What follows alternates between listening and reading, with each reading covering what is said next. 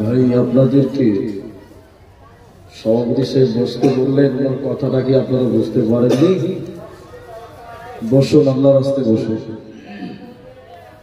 যিনারা দাঁড়িয়ে আছেন বসেন, আর যিনারা বসার জায়গা পাননি তিনারা সামনে বসেন, সামনেই জায়গা আছে, আমি নিজে দেখতে পাচ্ছি।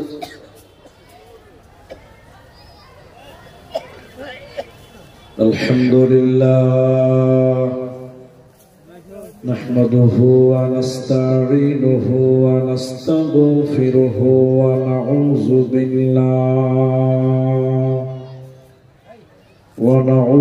বিল্লাহি মিন শুরুরি আনফুসিনা ওয়া মিন সাইয়্যাতি আ'মালিনা। من يهده الله فلا مضل له ومن يضلله فلا هادي له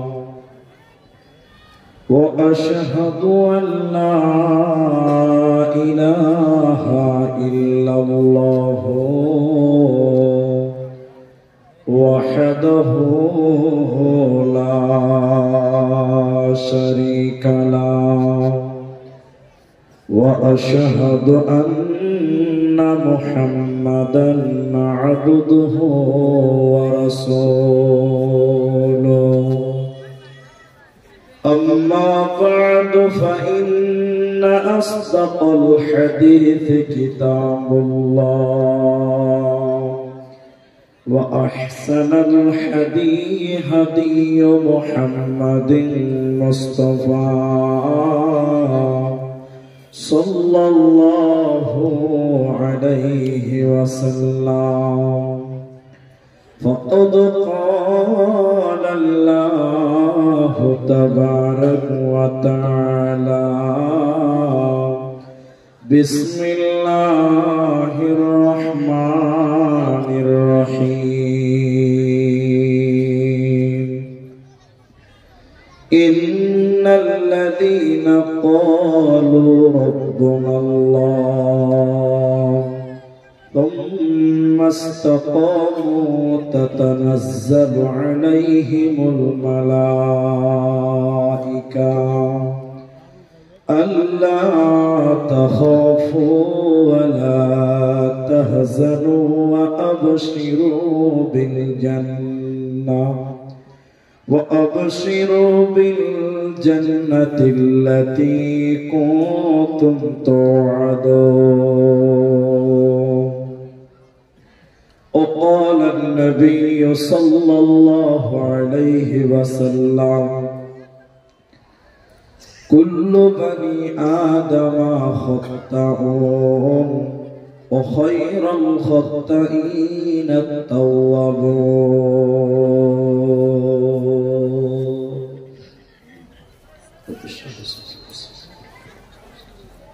رب جل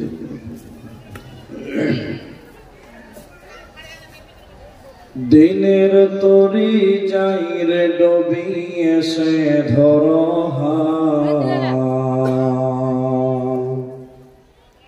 দিনের তরি যাইরে ডুবিয়ে সে ধরো এসো যুবক এসো সেবক এসো মায়ের লাল এসো যুবক এসো সেবক এসো মায়ের লাল দিনের তরি যাইরে ডুবিয়ে সে ধরো এসো যুবক এসো সেবক এসো মায়ের লাল এসো যুবক এসো সেবক এসো মায়ের লাল। আজ মুসলমানকে যাই না চেনা তার কাটিং শাটিংয়ে আজ মুসলমানকে যাই না চেনা তার কাটিং শাটিংয়ে হালাল ফেলে মেতেছে সব মদ হারাম ফিঙে জাতিকুল সবেদের হাতে হলো রে পয়মাল, এসো যুবকে সেবকে মায়ের লাল, এসো যুবকে সেবকে মায়ের লাল। আজ পূবের দেশে ঘর বেদেশে পশ্চিমী সভ্যতা, আজ পূবের দেশে ঘর বেদেশে পশ্চিমী সভ্যতা, তাই নাদানেরা খুব মেতেছে করাতে ভদ্রতা। বুঝলি না রে বুঝবি রে তুই, এটা ঈমান ধ্বংসের কল, এসো যুবকে সেবকে মায়ের লাল, এসো যুবকে সেবকে মায়ের লাল। আজ মায়ের জাতি নারীরা সব বিকাই যে বাজারে, আজ মায়ের জাতি নারীরা সব বিকাই যে বাজারে, পেটের দায়ে ইজ্জত হাতে ঘুরছে দাঁড়ে দাঁড়ে, লোকে টাকার লোভ দেখিয়ে করছে না যে হাল, এসো যুবকে সেবকে মায়ের লাল, এসো যুবকে সেবকে মায়ের লাল। দিনের তরি যাই রে ডুবিয়ে সে ধর হাল, এসো যুবকে সেবকে মায়ের লাল, এসো যুবকে সেবকে মায়ের লাল।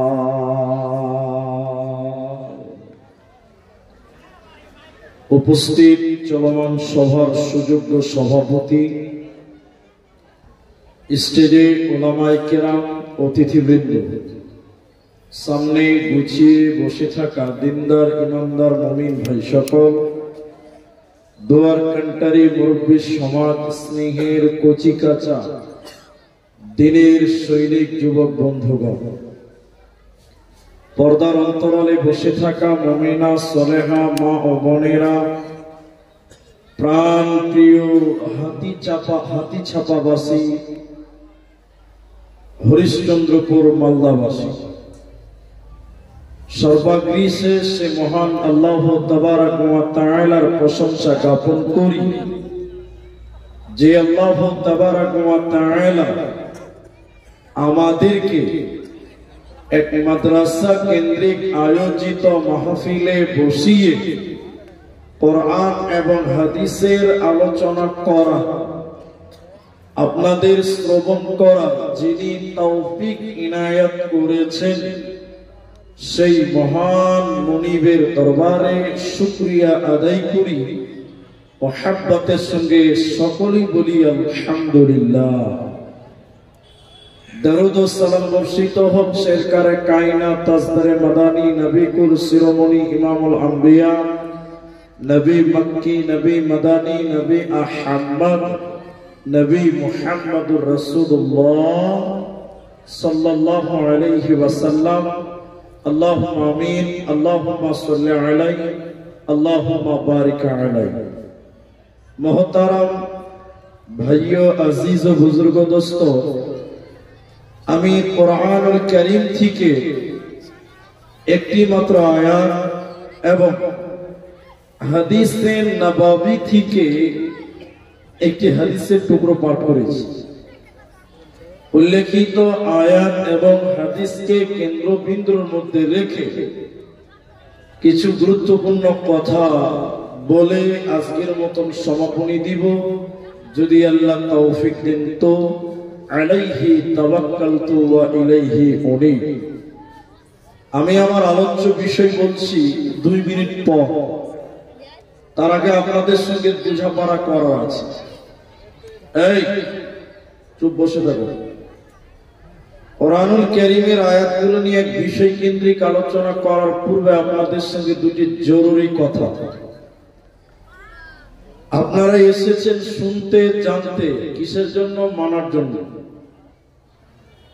আর তাহলে বোঝা যায় যে আপনারা এখন ছাত্র, যদিও আমি আপনাদের অনেক ছোট বয়সের, আমি কিছুক্ষণের জন্য আমি শিক্ষক।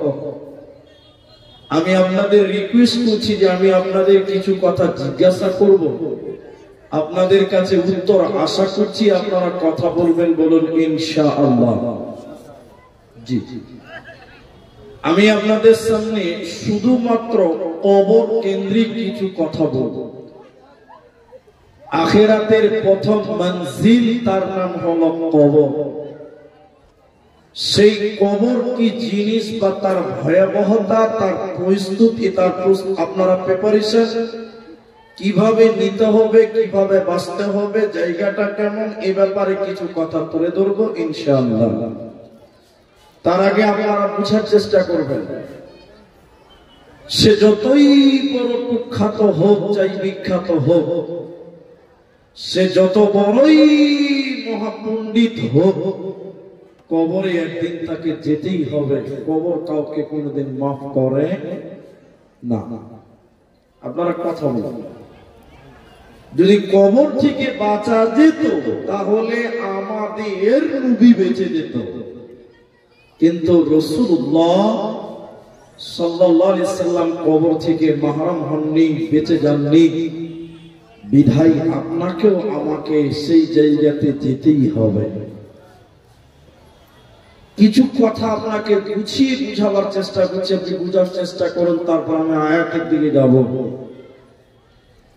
এই হাতিছাপা গ্রামের একটা ছেলে একটা কবরস্থানে যে বসে আছে সকাল 6টার সময়। ছেলেটার চাচা এই রাস্তা দিয়ে মনে করেন গোবরাহাট যাচ্ছে, গোবরা। চাচা যখন ভাতিজাকে দেখলো সকাল সকাল কবরের কাছে বসে আছে, তো কি মনে হবে? মনে হয় দাদির কথা মনে পড়েছে, তাই কবরের কাছে বসে আছে। এটা মনে হবে কি হবে না? হ্যাঁ, হবে অটোমেটিক।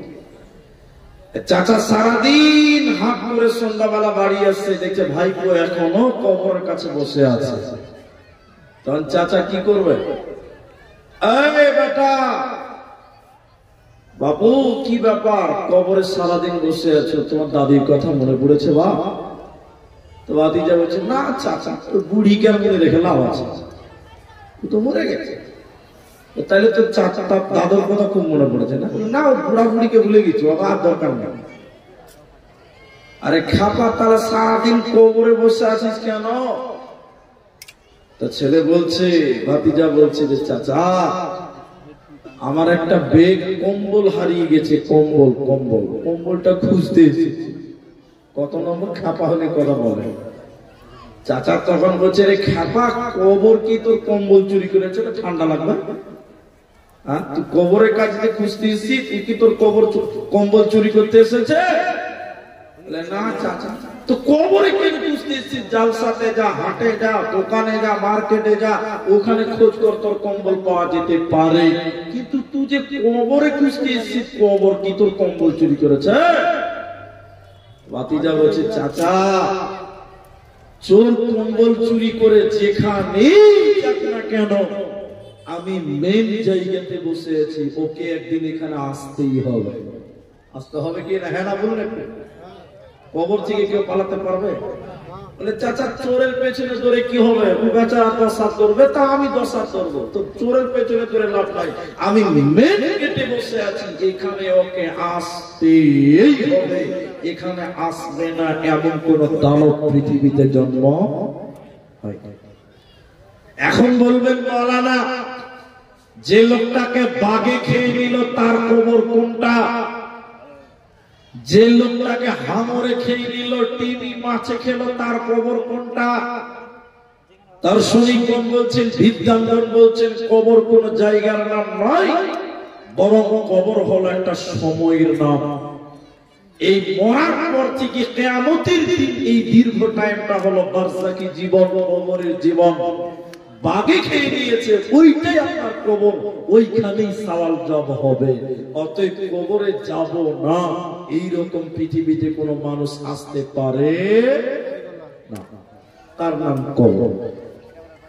আরেকটা কথা আপনাকে বলে, একটা হাদিসের জগতে নিয়ে যাও আপনাকে। সামনে ফেব্রুয়ারিতে মাধ্যমিক, উচ্চ মাধ্যমিক হবে পশ্চিম বাংলায়। আমরা বক্তা তো আমাদের জানা আছে, জালসা ডেটগুলো 19-20 হচ্ছে এখন থেকে। এখন আপনাদের জিজ্ঞাসা করে উত্তর দেন, কোন ছেলে 2024 সালের জানুয়ারিতে যদি মেট্রিকে ফেল করে যায় 25 সালে পরীক্ষা দিতে পাবে না ভাই? হ্যাঁ না বলেন, পাবে কি পাবে না? পাবে। যদি 25-এও ফেল করে যায় আবার 26-এ সে পরীক্ষা দিতে পাবে। একটু বলুন, পারবে কি পাবে না? পাবে। এবার আপনাদের কি জিজ্ঞাসা করছি, কবরের কোশ্চেন গুলো প্রকাশ করা হয়েছে না গোপন করা আছে? গোপন। কেউ বলছে প্রকাশ, কেউ বলছে গোপন। ও বাবা, যদি প্রকাশ করে সবচেয়ে বেকার কয়েকার যে বেকার ও ফার্স্ট ডিভিশনে পাস করবে না? কবরের প্রশ্ন প্রকাশ করা হয়নি, কাজ দেওয়া হয়েছে। কিছু বই বেরিয়েছে যে মাধ্যমিকের যে এরকম প্রশ্ন আসবে, কিন্তু মাধ্যমিকের কোশ্চেন গুলো গোপন করে রেখেছে, প্রকাশ করা হয় না। কিন্তু যদি একবার ফেল করে যান 24-এ 25-এ পাবেন, 26-এ পাবেন, 27-এ পাবেন। কিন্তু এবার বলুন, কবরের কোশ্চেন প্রকাশ করেছে না গোপন? কবর গোপন রাখা আছে? প্রকাশ করা হয়েছে। কবরের প্রশ্নটা প্রকাশ করে দিয়েছেন আল্লাহ এবং তার রাসূল। কিন্তু বলুন, কেউ যদি একবার কবরে যেয়ে বলে আল্লাহ এবার পারলাম না, আর একবার এসে পরীক্ষাটা দিব, সুযোগ আছে? হ্যাঁ না বলুন, আছে? এক চান্সে আপনাকে পাস করতে হবে, এক চান্সে আপনাকে পাস করতে হবে। দ্বিতীয় চান্স বলতে আপনি কিছু পাবেন না, এক চান্সে আপনাকে কামিয়াবি হাসিল করতে হবে, তার নাম কবর। তো কবরের কোশ্চেন গুলো রাসূলুল্লাহ ওপেন করে দিয়েছে। হে পৃথিবীর লোক, আমি বলে দিলাম, সতর্ক হয়ে যাও, রেডি হয়ে যাও, কারণ এই জায়গায় দ্বিতীয় অপশন বলতে কিছু নাই, এক চান্সে তোমাকে পার করতে হবে। অতএব ওই রকম মজবুতি হয়ে তুমি কবরে আসিও, না হলে তুমি কবরে আসিও না। নবীজি বললেন, ইদা উযিয়াল মাইয়াতু ফিল কবরে আতাহু মালাকানি ফায়াকুলানি মান রাব্বুকা মা দীনুকা ওয়া মান নাবিয়ুকা। নবীজি বলেছেন, কোন মাইয়াতকে যখন কবরে দাফন করা হয়, কোন মানুষকে যখন কবরে দাফন করা হয়, দুইজন ফেরেশতা তার কাছে আসবে। ওই দুইজন ফেরেশতা ব্যক্তি মানুষের মতো নয়, তাদের চোখগুলো নীল জল করে জ্বলবে। ওদেরকে দেখে ভয়ঙ্কর লাগবে, তাদের চোখগুলো জ্বলবে। নবীজি বলছেন, তাদের চোখ নীল জল করতে থাকবে, জ্বলতে থাকবে। এই দুইজন ফেরেশতা এসে মাইয়াতকে উঠিয়ে বলবে, ফায়াকুলানি, তারা দুইজন একসঙ্গে বলবে, বলো বান্দা মান রব্বুকা মা দীনুকা ওয়া মান নাবিয়ুকা, বলো তোমার রব কি, বলো তোমার দ্বীন কি, বলো তোমার নবী কি। এই তিনটা প্রশ্নের উত্তর যে দিতে পারবে না, কোন জায়গায় সে যেন বাঁচতে পারবে না, কিয়ামতের দিনও বাঁচবে না। অতএব কবরে বাঁচতে আপনাকে এক চান্সে কবরে বাঁচতে হবে, তাহলে কিয়ামতের দিন সহজ হবে, কিয়ামতের দিন বেঁচে যাবে। এজন্য বিশ্ব নবী কবরের প্রশ্নগুলো বলে দিয়েছে, মান রব্বুকা মা দীনুকা ওয়া মান নাবিয়ুকা, বলো তোমার রব কে, বলো তোমার দ্বীন কি, তোমার নবী কে। তিনটা প্রশ্ন করা হবে, তিনটা। আরো আছে কিছু অ্যাডিশনাল, মৌলিক ভাবে তিনটা। এখন এই তিনটা মুখস্থ সবার আছে তো? একটু বলুন, আছেন? সবার কম বেশ মুখস্থ আছে, কিন্তু আপনারা একবার বলুন, মুখস্থ করে কোনো লাভ হবে? মুখস্থ দিয়ে যদি কবরে বাঁচা যেত তাহলে হেড মুলবিরা মৌলানারা জান্নাতে রিজার্ভেশন থাকতো, কারণ ওরা তো আগে হাদিস মুখস্থ করে রেখেছে। যে কবরে মুখস্থ দিয়ে কোনো লাভ হবে? কোনো লাভ হবে না। কবরে মুখস্থ বিদ্যার কোনো কাজ হয় না, এটা আমাদের ব্যাপার। তো আপনাকে এটা যুক্তি দিয়ে বুঝালে বুঝতে পারবেন। এটা নাস্তিক ছেলে নামাজ পড়ে না, তার মা এক হাজির বেটি, সে কোরআন হাদিস কিছু জানে না, কিন্তু কবরটা ভালোভাবে জানে। ছেলে নাস্তিক, নামাজ পড়ে না, মা দুপুরে খেতে দিচ্ছে, বাবা নামাজ পড়লে জহরে। তো ছেলে বলছে, মা নামাজ পড়ে কি হবে? বলছে, কবরে কি জবাব দিবি বাবা? আরে কবর টবর কিছু নাই মা। আবার এসারের পরে খেতে যাচ্ছে, বলছে মা, বেটাকে বলছে এসারের নামাজ পড়লি বাবা? মা নামাজ পড়ে কি হবে? কবরে কি জবাব দিবি? মানে ওর মা কবর ছাড়া কিছু জানে না। শিক্ষিত নাস্তিক ছেলে গেলার গেলার করছে, মা সহ্য করতে না পারে খাতা কলম নিয়ে মুনি সাহেবের কাছে মসজিদে চলে গেছে। সন্ধ্যাবেলা ইমাম সাহেবকে দিয়ে বলছে, মুনি সাহেব জানলা খুলে দিচ্ছে, সর্বনাশ, শয়তানটা মসজিদে চলে শিখি ব্যাপার। আর উপরে বলবে, হ্যাঁ বলেন বলেন বলেন, কি বলছেন বলেন। আপনারা তো কবর, জান্নাত, জাহান্নাম, কিয়ামত এই করে মানুষের বিবেককে শেষ করে দিয়েছেন। আমার মা খালি ঘেরা ঘেরা ঘেরা ঘেরা করছে, কবর কবর কবর। আচ্ছা বলুন, এই কবরে কি প্রশ্ন করা হবে? নবীজি বলেছেন, যখন মাইয়াতকে দাফন করা হবে, দুইটি ফেরেশতা এসে বলবে, মান রব্বুকা। থামেন, আমি লিখব। আপনি বলুন, আমি লিখছি। কি প্রশ্ন? বলে মান রব্বুকা। দ্বিতীয় প্রশ্ন মা দীনুকা। তৃতীয় প্রশ্ন ওমান নাবিয়ুকা। উত্তর কি হবে? বলে রব্বি আল্লাহ দীনুল ইসলাম, নবী মুহাম্মদুর রাসূলুল্লাহ সাল্লাল্লাহু আলাইহি ওয়াসাল্লাম। এই নাস্তিক ছেলে রাতে ঘুমায় নাই, এই তিনটা প্রশ্ন মুখস্থ করে নিয়েছে। আচ্ছা বলুন, এই তিনটা মুখস্থ করতে লাগবে কত হবে?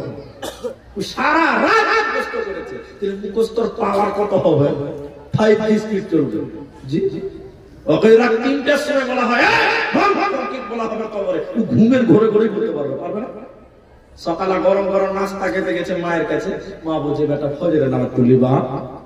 বলছে, না মা, নামাজ পড়ে কি হবে? তখন মা বলছে, কবরে কি প্রশ্ন উত্তর দিবে বাপ? তখন বলছে, মা তুমি শুনে নাও।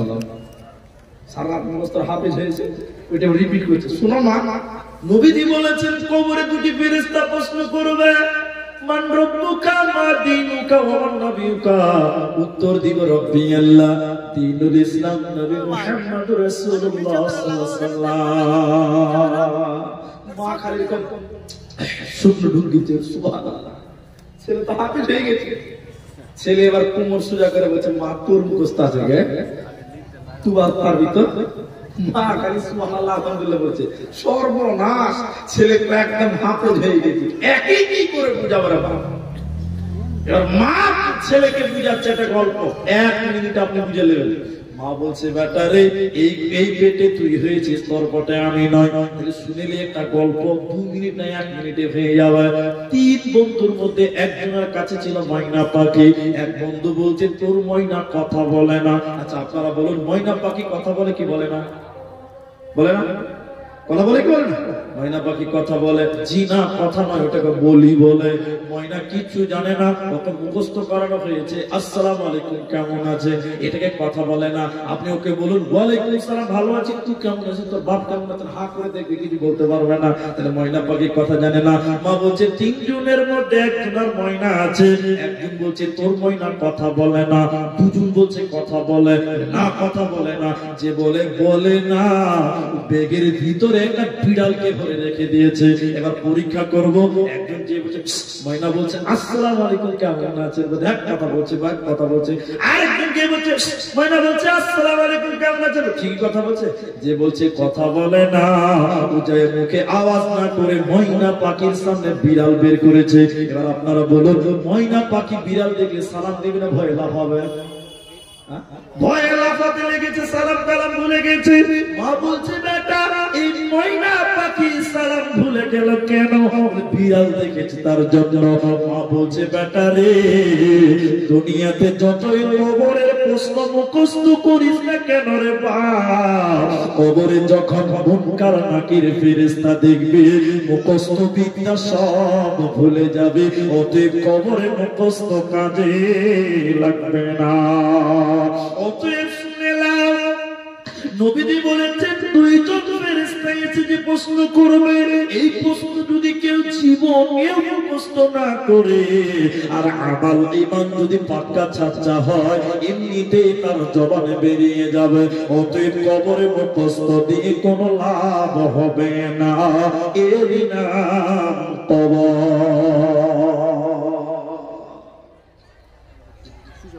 নবীজি বললেন শোনা, যায়েদ বিন সাবিত রাদিয়াল্লাহু তাআলা তিনি বর্ণনা করেন, নবীজি বলেছেন তিনি কোনো একদিন গাধার উপরে, খচ্চরের উপরে নবীজি আরোহণ করছিলেন কোন বাগানের সামনে দিয়ে। হঠাৎ করে গাধা এত জোরে লাফাতে লাগলেন, নবীজি মনে হয় তার পিঠ থেকে পড়ে যাবে। নবীজি লাফাতে লাগলেন, তার আরোহণকারী গাধার পিঠ থেকে নবীজি নেমে গেলেন। নেমে দেখলেন ওই জায়গাতে 3, 4, 5, 6টা কবর রয়েছে, 5-6টা কবর রয়েছে।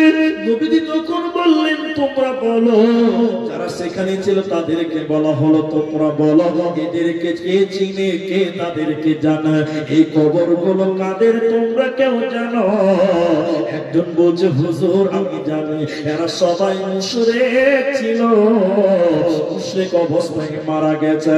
নবীজি বললেন শুনে নাও, কবর হলো আখিরাতের প্রথম মঞ্জিল, পৃথিবীর লোক শুনে নাও, এই কবরে মানুষকে কঠিন পরীক্ষার সম্মুখীন ফেলা হবে, এই কবরের ভিতরে মানুষকে পরীক্ষা দিতে হবে।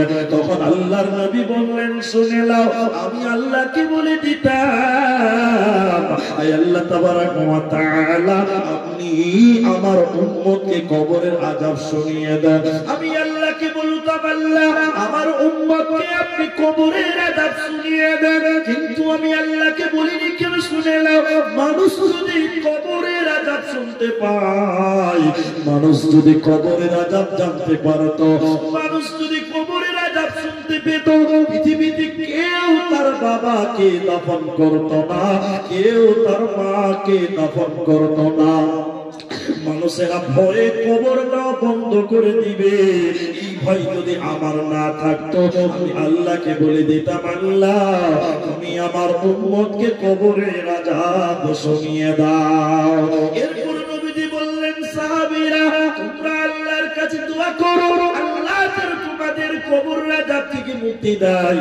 সাহাবীরা বললেন আল্লাহ আপনি আমাদের কবরের আযাব থেকে মুক্তি দেন।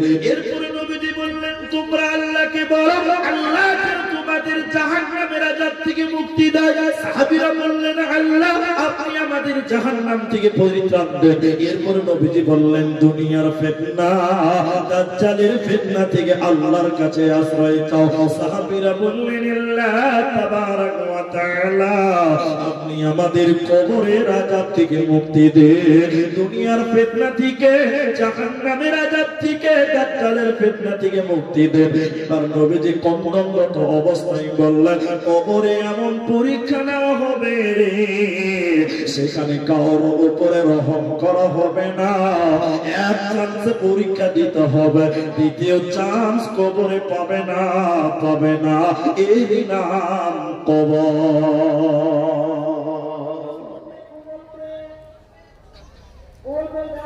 তাহলে 3খানা প্রশ্ন আপনি রেডি করে নেন।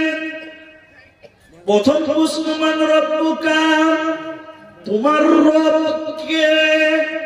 কে কবরে বলবে আমার রব আল্লাহ? কান করে শুনলেন আল্লাহর কোরআন বললেন ইন্নাল্লাযীনা ক্বালু রাব্বুনাল্লাহ, ইন্না নিশ্চয়ই বাজারা ইন্নাল্লাযীনা ক্বালু রাব্বুনাল্লাহ, নিশ্চয়ই আল্লাহকে যারা আল্লাহ বলে মেনে নিয়েছিল, সুম্মাস্তাকামু, আর এর উপরে যারা ইস্তেকামাত ছিল, বরকরার ছিল, ইন্নাল্লাযীনা ক্বালু রাব্বুনাল্লাহ সুম্মাস্তাকামু তাতানাজ্জালু আলাইহিম, যারা আল্লাহকে আল্লাহ বলে মেনে নিয়েছিল, এর উপরে যারা দুনিয়া গড়েছিল, এরা যখন কবরে যাবে দুইজন ফেরেশতা তাদের কাছে এসে বলবে আল্লাহ তাখাফু, তুমি ভয় পেও না, ওয়ালা তাহজানু, তুমি দুশ্চিন্তা দুশ্চিন্তা করিও না, হে আল্লাহর বান্দা তুমি ভয় পেও না, দুশ্চিন্তা করিও না। ওয়া আবশিরু তুমি গ্রহণ করো সুসংবাদ বিল জান্নাতিল্লাতী কুনতুম তুআদুন, জান্নাতের ব্যাপারে পৃথিবীতে তোমাদের ওয়াদা দেওয়া হয়েছিল। অতএব দুনিয়াতে যারা আল্লাহকে আল্লাহ বলে মেনে নিয়েছিল ওরা কবরে বলবে আমার রব আল্লাহ।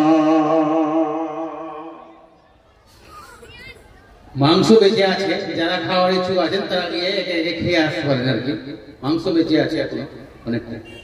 তাহলে আল্লাহকে আল্লাহ বলে মেনে নিতে হবে। এবার আপনাকে আমি দুটো কথা বলছি, এদিকে শুনেন, আপনি আমার দিকে দেখেন, একটু বলবেন আপনার। রব শব্দ, রব যার অনেকটি অর্থ, তার একটা হলো আইনদাতা। রব মানে আইনদাতা, রব মানে রিজিক দাতা, আল্লাহ রাজ্জাক। এখন যে ব্যক্তিটা রিজিক দাতা আল্লাহকে মানলো না, যে ব্যক্তি আল্লাহকে রাজ্জাক মানলো না, রিজিক দাতা মানলো না, ওই ব্যক্তি কি করে কবরে বলবে যে আমার রব আল্লাহ? এখন আমাদের সমাজের চির অবস্থাটা খালি একবার ভুলিয়ে দিই আপনাকে। একটা লোক ফতেপুর মোড়ে দোকান দিয়েছে, এইখান কারিকুলে একটা ছেলে ফতেপুরে দোকান দিয়েছে, নতুন দোকান, ভালো বিক্রি হচ্ছে না। টুক করে মুলি সাহেবের কাছে এসে, মাদ্রাসা বা মসজিদ ইমামের কাছে এসে বলছে, হুজুর দোকানে খুব বরকত হচ্ছে না, বেচা কিনা হচ্ছে না, আপনি এমন একটা তাবিজ করে দেন যাতে আমার দোকানে বেচা কিনে বেড়ে যায়, বরকত বেড়ে যায়। আচ্ছা আপনারা বলুন, বরকত দেওয়ার মালিক কে? আল্লাহ। আল্লাহ বরকত দাতা, রাজ্জাক, রিজিক দাতা, ওইটা বাদ দিয়ে যদি মুলি সাহেবের কাছে আসে, তাহলে আল্লাহ রাজ্জাক টিকলো না বাতিল হলো? বলুন বলুন, বাতিল হয়ে গেল। সেই ব্যক্তি কোনোদিন কবরে বলতে পারবে না যে আমার রব আল্লাহ, ও বলতে পারবে না। রব মানে আইনদাতা। এখন আপনাকে যদি আল্লাহ বলে, আব্দুর রহমান আমি আইনদাতা, তোর বাড়িতে আমার একটা আইনও ছিল, মেয়েটা পর্দা করে না, ছেলেটা নামাজ পড়ে না, ছেলেটা মদ খায়, দারু খায়, কোন আইন আপনার ঘরে নাই, তা আপনি কি করে বলবেন যে আমার রব আল্লাহ?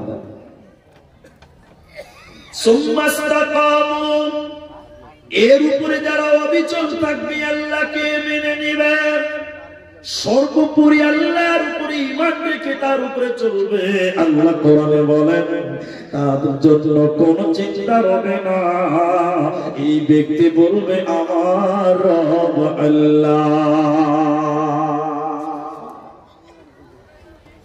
এখন কিছুদিন আগে সোশ্যাল মিডিয়াতে বলেছি, কালিয়াচকে একটা জলসাতে বলেছিলাম, মান্ডাইতে, মান্ডাই এই বক্তব্যটা রেখেছিলাম। সোশ্যাল মিডিয়াতে কিছু খিচুড়ি মানে জিলাপি হুজুর আমার এই বক্তব্যটাকে কাটছাট করে সোশ্যাল মিডিয়াতে ভাইরাল করে দিয়েছে, বা ভালো মানুষ জানতে পারছে, খুব ভালো, আমি খুশি আছি। আমি দেখেছি কালিয়াচকে, তারাও বলেছে না, তারাও দেখেছে, আপনারা খালি হ্যাঁ না বলুন। আমি একটা জানাজাতে গিয়ে দেখলাম যে কবরের কাছে যে আজান দিয়েছে, আপনারা দেখেছেন?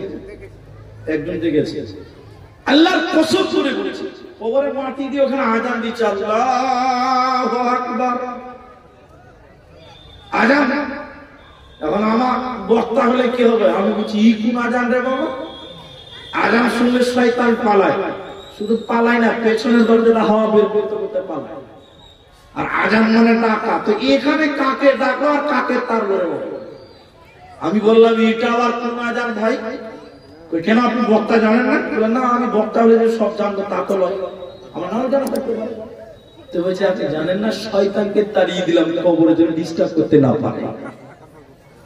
তা আমার মন বলছিল ও বেটা এক নম্বর শয়তান, ওকে আগে পালানো উচিত, ওকে আগে খারাপ উচিত। ও তো আজান দিবে সেটা জানে না। আরেক জায়গাতে দেখছি জালসাতে কাগজটা বই, আরেক জায়গাতে দেখলাম কবরে দাফন করছে, এদিকে দেখেন, এদিকে একটা বড় হুজুর, আমাকে লাগবে না, একটা বড় হুজুর 22 হাতের পাগড়ি পরে আছে, মাইয়া দাফন করবে তখন খাতা কলম নিয়েছে আর জর্দা পান চাকা করে চালাচ্ছে আর লিখছে রব্বি আল্লাহ দ্বীনুল ইসলাম নবী মুহাম্মদ সাল্লাল্লাহু আলাইহি ওয়াসাল্লাম। এই তিনটা প্রশ্ন লিখে কবরের ভিতরে ভরে দিল, আর দেওয়ার সঙ্গে সঙ্গে ওর বাড়ির গার্জেনরা ওকে 5000 টাকা দিল। কত দিল? তা আমি বললাম এটা কি হলো ভাই, কবরে কাগজ ভরে দিলেন যে? মুলি সাহেব আমাদের বড় হুজুর লিখে দিয়েছে, এইটা দেখে দেখে কবরে উত্তর দিয়ে দিবে, কোনো টেনশন থাকলো না। আচ্ছা আপনারা বলুন, এই কাগজ দেখে দেখে যদি কবরে পার পাওয়া যায়, নামাজ পড়ে লাভ আছে ভাই? একটু জোরে বলুন, নামাজ পড়ে লাভ আছে? খালি মদ খা, জুয়া কর, আর জুয়া খেল, সুদ খা, টাকা 5 কেনে দিবি, 50,000 টাকা দিব হুজুরকে, আমি পার পেয়ে যাবো, ঠিক না? হ্যাঁ কিনা বলুন? বলছে বড় হুজুর লিখে দিয়েছে কবরে এটা দেখে চলে যাওয়ার কোনো টেনশন নাই। আল্লাহর নবী বললেন আখিরাতের প্রথম মঞ্জিল কবর, সেখানে মুখস্থ দিয়ে পার হবে না, তোমার হুজুরের খিচুড়ি বের করে দিবে, কবর লেখা দেবে না। কবরে এগুলো বান্দরামি চলবে না। হযরত উসমান গনি যখন কবরের সামনে দাঁড়াতেন, থর থর থর থর করে কাঁপতেন আর কাঁদতেন। আপনার কেমনি মারা যায় উসমান গনি খলিফাতুল মুসলিমিন, তিনি এত পাওয়ারফুল ইমানদার ব্যক্তিত্ব হওয়ার পরেও কবরের সামনে গেলেন অঝর নয়নে কাঁদতেন হযরত উসমান। সঙ্গীরা বললেন, আমিরুল মুমিনিন উসমান, কবরের সামনে এত কাঁদেন কেন? কিসের কারণে এত কাঁদেন? কিয়ামতের কথা শুনলে কাঁদেন না? আমিরুল মুমিনিন উমর বলছিলেন, হে রাসূলের সাহাবীরা, তোমরা শুনে নাও, জাহান্নামটা পুরে, কিয়ামতের ময়দানটা পুরে, ফুলসিরাত পুরে, তার আগে আমাকে কবরে পার হতে হবে। যদি আমি কবরে ফেল করে যাই, আমার কোন জায়গায় উপায় হবে না। এই জন্য কবর দেখলে এত ভয় হয়, কিয়ামতের কথা শুনলে তত ভয় হয় না। নবী বলেছেন আখিরাতের প্রথম মঞ্জিল কবর। দ্বিতীয় নম্বর প্রশ্ন শুনেলেন, তোমার দিন কি? এই প্রশ্নটা আমি রেখে দিলাম, একটু পরে বলবো, 3 নাম্বারটা আগে বলি। দ্বিতীয় প্রশ্ন হলো, ওমান নবিয়ুকা, কি তোমার নবী বলো? কবরে নবীর ব্যাপারে অনেক ভাবে প্রশ্ন করা হবে। দ্বিতীয়টা রেখে দ্বিতীয়টা আলোচনা করিলেই শোনে নেন। কবরের ভিতরে একটা কাগজ এইরকম করে কবরে দেখানো হবে, এইরকম আপনারা দেখেন নবীজির কাগজে একটা ছবি থাকবে, নবীজির ছবি কবরে দেখানো হবে। আমি যতবার বলবো ছবি, মনে করবেন রাসূলুল্লাহর ছবির কথা বলা হচ্ছে। মানুষ যখন কবরে যাবে, নবীজি বলছেন এরকম একটা ছবি মাইয়াতের সামনে তুলে ধরা হবে। এই ছবিটা হলো নবী মুহাম্মদুর রাসূলুল্লাহ সাল্লাল্লাহু আলাইহি ওয়াসাল্লাম। আর বলা হবে, মান হাদার রাজুলুন, এই ব্যক্তিটাকে তুমি বলো। ইমানদার বলবে, আশহাদু আল্লা ইলাহা ইল্লাল্লাহ ওয়া আশহাদু আন্না মুহাম্মাদান আবদুহু ওয়া রাসূলুহু। ইমানদার বলবেন তিনি আল্লাহর বান্দা এবং তিনি আল্লাহর রাসূল। সঙ্গে সঙ্গে ফেরেশতারা বলবে, দেখো দেখো, এইদিকে তাকাও, এইদিকে তুমি দেখে নাও, জাহান্নাম দাও দাও দাও দাও করে জ্বলছে, জাহান্নামের দিকে একবার তাকাও। ইমানদার যখন জাহান্নামের জ্বালানি দেখবে, জাহান্নাম চুরি করে দেওয়া হবে, পরিবর্তন করে আল্লাহ জান্নাত দেখিয়ে দেবেন। ফেরেশতারা বলবেন, ওরে আল্লাহর মুমিন বান্দা শুনে নাও, তোমার জন্য জাহান্নাম ছিল, যখন কবরে তুমি রাসূলের পরিচয় দিতে পেরেছো, সঙ্গে সঙ্গে জাহান্নাম চেঞ্জ করে জান্নাত দেওয়া হলো। অতএব তোমার কোনো চিন্তা রবে না, পাবে রবে না, রবে না।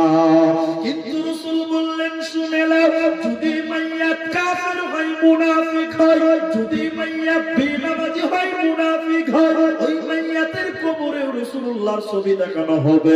নবীজির ছবি দেখিয়ে বলা হবে, ওরে বেনামাজির দল, ওরে মুনাফিকের দল, কাফেরের দল তোরা বল।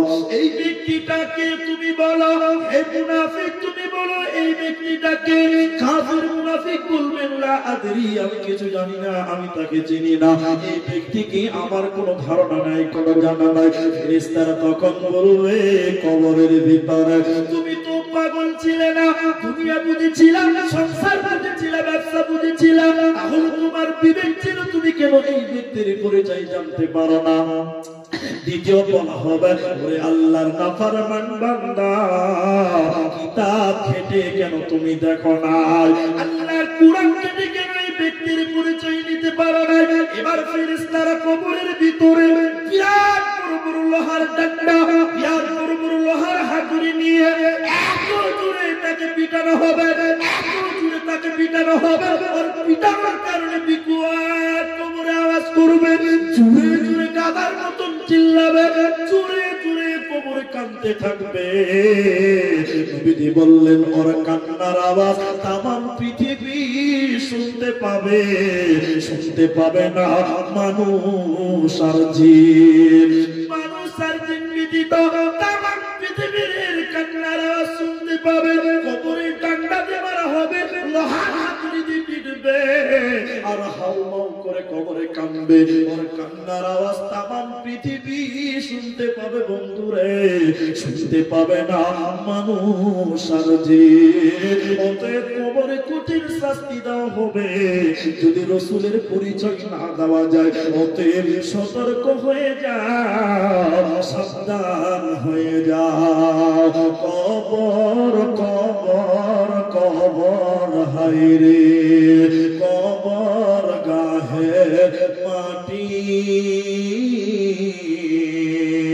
দুনিয়ার সব মায়ার পেছনে তোমারে জেনেছি খাটি। কবর কবর কবর হায়রে, কবর গাহের খাট, না জানি কখন আসিয়া যাবে হায় সেই অজানা দেশের ডাক। একটি সকাল একটি বিকাল কাটেনি যাদের ছাড়া, ভাবিতে পারিনি কেমনেতে হায় পর হয়ে যাবে আজ তারা। তেমনি একাই কি আসিল ভবে, একাই যাব বিদায় কালে পথের সাথী কোথায় গো পাব। কবর কবর কবর হায়রে, কবর গাহের মাটি, দুনিয়ার সব মায়ার পেছনে তোমারে জেনেছি খাটি। কবরে কঠিন শাস্তি দেওয়া হবে। আরেকটা শাস্তির কথা আপনাকে বলি, তাহলে যে কবরে রাসূলের নাম বলতে পারবে না, রাসূলের পরিচয় দিতে পারবে না, বাঁচার কোন পথ নাই। একটা হাদিস বলবো। দ্বিতীয় নম্বর, আম্মু জান আয়েশার কাছে ইহুদিদের মহিলা এলেন। আম্মা জান আয়েশার কাছে ইহুদিদের মেয়ে এসে অনেকক্ষণ গল্প করলেন। অনেকক্ষণ গল্প করার পর হযরত আয়েশা রাদিয়াল্লাহু তাআলা আনহাকে বললেন, ও রাসূলের বিবি আয়েশা তুমি বলো, হে নবীর বিবি আয়েশা তুমি বলো, হে রাসূলের বিবি আয়েশা তুমি বলো, আল্লাহ তোমাকে যেন কবরের আযাব থেকে মুক্তি করে দেয়। ইহুদিদের মেয়ে কবর সম্পর্কে অনেকক্ষণ আলোচনা করার পর নবীজির স্ত্রী আম্মা জান আয়েশাকে বললেন, আয়েশা রে, আল্লাহ তোমাকে যেন কবরের আযাব থেকে মুক্তি করে দেয়। আম্মা জান আয়েশা বলেন, আমি জানতাম না কবরে আযাব হয়, এর মানে ইসলামের শুরুর ঘটনা। আম্মা জান আয়েশা বলেন, আমি জানিনি যে কবরে শাস্তি দেওয়া হবে, কবরে আযাব হবে, জানা ছিল না। রাসূল সাল্লাল্লাহু আলাইহি ওয়াসাল্লাম আমার কাছে এলেন। আমি নবীজিকে বললাম, ইয়া রাসূলুল্লাহ, দয়ার নবী গো, ইহুদিদের মহিলা এসেছিল। অনেকক্ষণ গল্প করার পর কবরের কথা বলছিলেন ইহুদিদের মহিলাটা, শেষের বেলায় বলে গেল, আয়েশা রে, আল্লাহ যেন তোমাকে কবরের আযাব থেকে মুক্তি করে দেয়। এটা বুখারীর হাদিস। আম্মা জান আয়েশা নবীজিকে বললেন, হুজুর, কবরেও কি শাস্তি দেওয়া হয়? কবরে কি আযাব দেওয়া হবে নবী গো আমার তো জানা ছিল না। নবীজি বলছেন আয়েশা রে আযাবুল কবরে হক, কবরের আযাব বড় সত্য। আয়েশা শুনে নাও কবরের আযাব বড় কঠিন, কবরের আযাব বড় সত্য। আয়েশা ওতে কবরে আযাব দেওয়া হবে। আম্মা জান আয়েশা বলেন এরপরে নবীজি নামাজ পড়েছে এমন কোন দিন হয়নি রাসূল নামাজে কবরের আযাব থেকে মুক্তি চাই না। এর মানে নবী যখন নামাজ পড়তেন কবরের আযাব থেকে মুক্তি চাইতেন। আল্লাহ গো তুমি আমাকে কবরে আযাব দিও না, এজন্য কবরের আযাব সহ্য করতে পারবে না। স্বয়ং বিশ্ব নবী কবর থেকে মুক্তি চাইতো, কবরের আযাব থেকে মুক্তি চাইলো। পৃথিবীর লোকেরা তোমরাও কবরের আযাব থেকে মুক্তি চাও, কবরে কঠিন শাস্তি দেওয়া হয়। হযরত আবু হুরায়রা রাদিয়াল্লাহু তাআলা আনহু তিনি বলেন কোন মুমিন মুসলমানকে যখন কবরে রাখা হবে আবার রাসূলের চেহারাটা দেখানো হবে। এক ঝলক নবীজিকে দেখানোর পর বলা হবে এটা কে তুমি বলো। মুমিন বলবেন তিনি আল্লাহর বান্দা রাসূল। তখন বলা হবে তুমি ঘুমিয়ে যাও এবং তার কবরটাকে প্রশস্ত করে দেওয়া হবে। 70 হাত কবর প্রশস্ত হবে। বলা হবে ঘুমিয়ে যাও, বাসুর ঘরে যেমন ঘুমিয়ে যাই সেইভাবে তুমি ঘুমিয়ে দাও, কোনো চিন্তা নাই। কিন্তু লোকটা যদি মুনাফিক, লোকটা যদি কাফের হয় রাসূলকে দেখানোর পর বলা হবে এই ব্যক্তিকে, এই ব্যক্তিকে তুমি বলো। সেই ব্যক্তি বলবেন আমি চিনি না, রাসূলকে আমি জানি না, মুহাম্মদকে আমি চিনতাম না, আমি জানতাম না, আল্লাহ আদরি আমি কিছু জানি না। তখন শুনলেন আল্লাহর ফেরেশতারা আল্লাহকে অভিযোগ করবেন। আল্লাহ বলবেন কবর রে, কবরের ডান দিকে মাটি, বাঁ দিকে মাটি, উপরে মাটি, নিচে মাটি। আল্লাহ এবার কবরকে বলবেন, মাটিকে বলবেন কবর প্রতিশোধ নিয়ে নাও, বদলা নিয়ে নাও। তোমার পরিশ্রমের দুনিয়াতে বাহাদুরি করেছিল, আমি আল্লাহকে মানি না। কবর রে প্রতিশোধ নিয়ে নাও, বদলা নিয়ে নাও। কবরের ডান দিকের মাটি, কবরের বাঁ দিকের মাটি, দুই দিকের মাটি এসে এই বেঈমানকে, বেনামাজিকে পিছিয়ে দিবে। দুই দিকের মাটি এসে মাইয়াত কাফেরকে পিছিয়ে দিবে। রাসূলুল্লাহ বললেন তার ডান দিকের হাড্ডিগুলো বাঁ দিকে ঢুকে যাবে আর বাঁ দিকের হাড্ডিগুলো ডান দিকে ঢুকে যাবে। কবরের মাটি পিছিয়ে দিবে, কবরে কঠিন শাস্তি দেওয়া হবে। অতএব তৈরি হয়ে কবরে যাও, নচেত কবরে বাঁচার উপায় রবে না। অতএব রাসূলের পরিচয়টা জোগাড় করে নাও। এজন্য নবীজি বললেন কবরে 3টা প্রশ্ন হবে বন্ধুরে। দ্বিতীয় প্রশ্ন হলো ওমান নবিয়ুকা, তোমার নবী কে? একটা লোক সারা জীবন নবীকে মানল না। আচ্ছা আপনারা একটু জোরে বলুন মহব্বতের সঙ্গে, যে রাসূলকে গালি দিল, রাসূলের চরিত্র গঠন করলো না, আদর্শ পছন্দ করলো না, এই ব্যক্তি বলতে পারবে আমার নবী মুহাম্মদ সাল্লাল্লাহু আলাইহি ওয়াসাল্লাম? পারবে? পারবে না। কে পারবে? এটা গল্প বলছি আপনাকে, উপন্যাস। এই গ্রামের হাতি ছাপার একটা ছেলে গুয়াহাটিতে কাজ করে, আমাদের আসাম গুয়াহাটিতে কাজ করে, লেবার, জি রাজমিস্ত্রি লেবার। গরিবের ছেলে রাতে এই চাদর ছিঁড়া ক্যাথা করে শুয়েছে। আল্লাহ, শুয়ে শুয়ে স্বপ্ন দেখছে। ওরে সুবহানাল্লাহ, স্বপ্নেতে কোটি কোটি বিলিয়ন বিলিয়ন ডলারের মালিক, লাখপতি হয়ে গেছে স্বপ্নতে, আর শুয়ে আছে ছিঁড়া ক্যাথা। স্বপ্নে দেখছি এত টাকা বড় বড় কোম্পানি। আর সঙ্গীরা বলছে স্যার আপনি কলকাতাতে একটা ফ্যাক্টরি করে আরো বড় লোক হবেন। এই স্বপ্নে দেখছে যে 3-4 বস্তা টাকা নিয়ে 2-4টা BMW গাড়ি নিয়ে আসাম থেকে চললো কলকাতার দিকে। শিলিগুড়ি পেরোলো, কিষানগঞ্জ পেরোলো, রায়গঞ্জ পেরোলো, গাজল পেরোলো, মালদা পেরোলো, কালিয়াচক পেরোলো, 16 মাইল পেরোলো, ফারাক্কা ব্রিজ কলকাতাতে ফ্যাক্টরি করবো। স্বপ্নে দেখছে শুয়ে আছে কোথা স্বপ্নে বলছে চল চল, ফারাক্কাতে উঠে গেল। যেতে যেতে স্বপ্নে দেখছে সামনে একটা 16 টাকা ডাম্পার আছে, ঘুমে চুরি মেরে দিয়েছে ধাক্কা। ও ঘুমে থেকে বলছে ঘুম ভেঙে গেছে, ঘুম ভেঙে দিয়েছে, যা সালা সিধা কাটাতে শুয়ে আছে। এখনই আমি কোটিপতি হয়ে গেছিলাম। আচ্ছা বলুন, এই স্বপ্ন যদি আমি ওকে 50 বছর পর বলতে বলি, এদিকে দেখেন, ওইদিকে তাকাবেন না, আমার দিকে দেখেন, এই স্বপ্ন যদি এই ছেলেটাকে 50 বছর পর রিপিট করতে বলি, সম্পূর্ণ স্বপ্নটা বলতে পারবে? পারবে না। কিন্তু সবটাই যদি ভুলে যায়, ভাই একটা জিনিস ভুলবে না, কোনটা বলুন তো? যা বাবা বাচ্চা দাম করা যে খুন্দা মেরেছিল ওই থেকে বাঁচা, এইটা ভুলবে না। তার মানে স্বপ্ন পুরোটাই একটা স্বপ্ন, সব ভুলে যাবে, কিন্তু যেটা নিয়ে বেশি পেরেশান ছিল ওইটা কেউ ভুলবে না। কবরে কে বলবে আমার রাসূল মুহাম্মদ সাল্লাল্লাহু আলাইহি ওয়াসাল্লাম? যে ব্যক্তিটা রাসূলের আদর্শ নিয়ে ব্যস্ত ছিল, কোনটা করলে নবী খুশি হবেন, কোনটা করলে রাসূলুল্লাহ ভালোবাসবেন, খুশি হবেন, রাসূলুল্লাহর আদর্শ নিয়ে যে ব্যস্ত ছিল, রাসূলের চরিত্র নিয়ে যে ব্যস্ত ছিল, রাসূলকে ভালোবাসতো সর্বদা, কবরে সব ভুলে গেলেও আমার নবীকে সে ভুলবে না। ওর জবানে অটোমেটিক বেরিয়ে যাবে আমার নবী মুহাম্মদুর রাসূলুল্লাহ সাল্লাল্লাহু আলাইহি ওয়াসাল্লাম।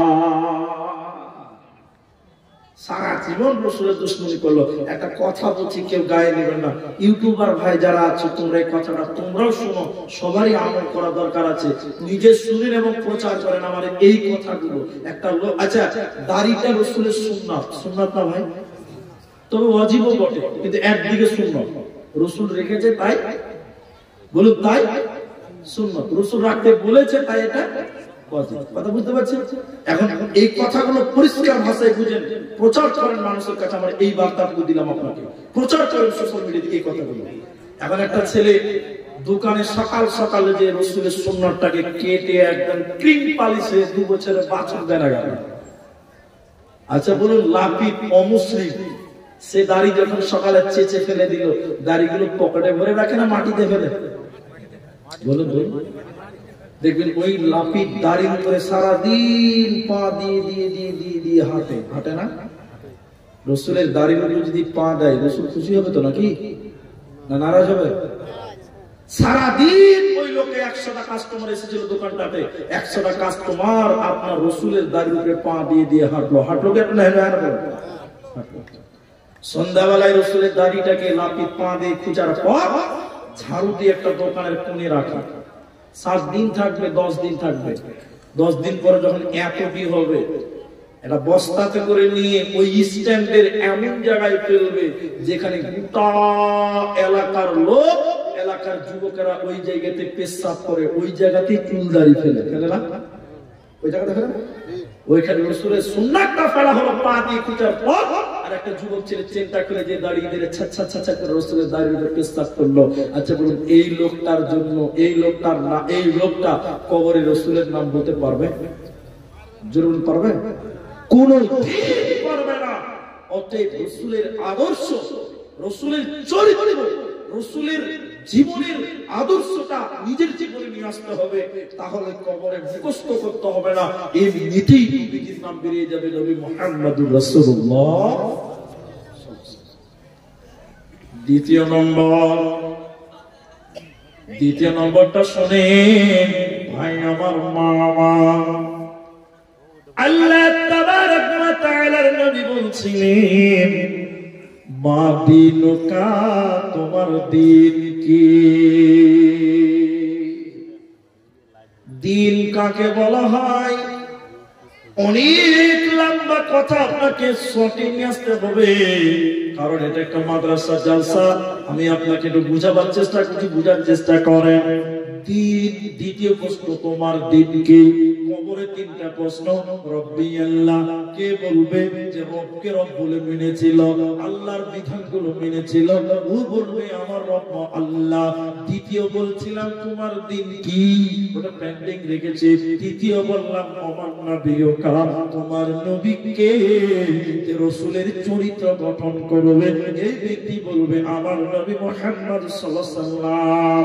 তৃতীয় নম্বরটা তাআলা এবার শুনলেন, মাদিনুকা, তোমার দিন কি, তুমি বলো, তোমার ইজিন কি, তোমার মতবাদ কি, তুমি কোন বিশ্বাসে বিশ্বাসী ছিলে, তুমি বলো।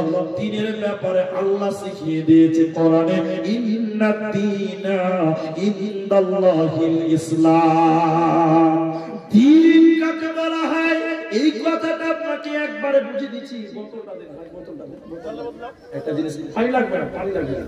এদিকে দেখেন দ্বীন কাকে বলে, এদিকে দেখেন, এটা বোতল, এদিকে দেখেন, বুঝাবার জন্য রিস্কের বাদ করলাম। কি হলো ভাই, এটা একটা বোতল, কথা বলিয়েন না বাবু, আস্তে। আমি আপনাদের এই আমার বাবজিকে বলছি, বাবজি খুব ঘেমে গেছি, তাই একটু শরবত দেন আমাকে, একটা শরবত খাও। উনি বলছেন যে শরবত কাকে বলে, শরবত তো চিনি না। তখন আমি বললাম, এরকম একটা বোতল নিবে অথবা একটা গ্লাস, এই পনে এক বোতল পানি নিবে বা পনে এক বোতল গ্লাস, এক গ্লাস জল, পনে এক গ্লাস, ওতে 2 চামচ চিনি লবণ দিয়ে একটু ঘুটে দেয়, তার নাম কি হলো, শরবত। পানি চিনি দিয়ে শরবত।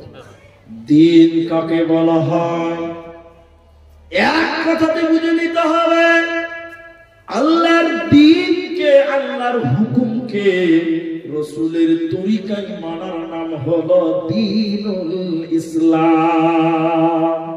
আল্লাহর হুকুমকে নবীজির তরিকায় মানার নাম হলো দ্বীনুল ইসলাম। আরেকবার বললে বুঝে নেবেন, আল্লাহর হুকুমকে রাসূলের তরিকায় মানার নাম হলো ইসলাম। কেউ যদি ইসলাম মানতে চায়, আল্লাহর হুকুম মানে রাসূলের তরিকায় না মানে, এটা ইসলামী আমল হবে না, বরং বিদআত হবে। অতএব ইসলামের বিধান কাকে বলা হয়, ইসলামটা কাকে বলা হয়, বলে দ্বীন হলো ওটা, আল্লাহর আদেশ রাসূলের আমল, দুইটা মিলে হয় দ্বীনুল ইসলাম। তাহলে কবরে কে বলবে আমার দ্বীন ইসলাম, আল্লাহর হুকুমগুলোকে যারা রাসূলের মতন করে মেনেছিল, ওই ব্যক্তি বলবেন আমার দ্বীন হলো দ্বীনুল ইসলাম। আর আল্লাহ বলেছেন, ইন্নাদ দীনা ইনদাল্লাহিল ইসলাম, আল্লাহর কাছে একমাত্র গ্রহণযোগ্য মনোনীত দ্বীনের নাম হলো দ্বীনুল ইসলাম। মাদারি সাহেব বলছিলেন, কেউ যদি খালি বলে যে আমাদের চেয়ে অমুক দিনটা খুব ভালো, আবার আমি বলছিলাম, শুনছিলাম আস্তে আস্তে, যে কেউ যদি বলে যে ইসলামের চেয়ে অমুক ধর্মটা বেশি ভালো আমার নজরে, তাহলে সেই ইসলাম থেকে বেরিয়ে গেছে। মাদারি বলছিলেন, তাহলে ইসলাম কোনটা, আল্লাহর হুকুমটা রাসূলের মতন করে নাও, তাহলে এটা হবে ইসলামের গণ্ডির ভিতরে, এটা হবে ইসলামী আমল। আর যদি না হয়, আল্লাহর হুকুম রাসূলের মতন করে না হয়, তাহলে ভাই কবরে বলা যাবে না যে আমার দ্বীন হলো ইসলাম। এজন্য নবীজি প্রতি নামাজে আল্লাহর কাছে আশ্রয় চাইতেন, আল্লাহ আপনি কবরের আযাব থেকে আমাকে মুক্তি দেন। কি বলে মুক্তি চাইবেন, দোয়াটা শিখিয়ে দিব, শুনলেন। নবীজির জীবনে কোনো গুনাহ ছিল না, এরপর কবরের কথা বলতেন, শুনলেন। মাঝখানে দোয়াটা বলার আগে আরেকটা পয়েন্ট বলে দিই, গুরুত্বপূর্ণ কথাটা। আল্লাহর নবী বলেছেন, কেউ যদি জানাজাতে শরীক হয়, তাহলে তাকে 1 কিরাত নেকি দেওয়া হবে। 1 কিরাত বামানা 1 উহুদ পাহাড়, 1 কিরাত বামানা 1 উহুদ পাহাড়। কেউ নবী বলেছেন, কেউ যদি দাফন কাফন কমপ্লিট পর্যন্ত থাকে, তাহলে তাকে 2 কিরাত নেকি দেওয়া হবে। 2 কিরাত বামানা 2 উহুদ পাহাড়। রাসূল জানাজার ব্যাপারে, কবরের ব্যাপারে এত অফার করছেন কেন, এত অফার দিচ্ছে কেন? তার কারণ রাসূল বলছে, হে পৃথিবীর লোক, তোরা কবরের কাছে আয়, তোরা কবরের কাছে দাঁড়া। কারণ কবরের কাছে যদি মানুষ দাঁড়ায়, কবরের কথা স্মরণ হয়।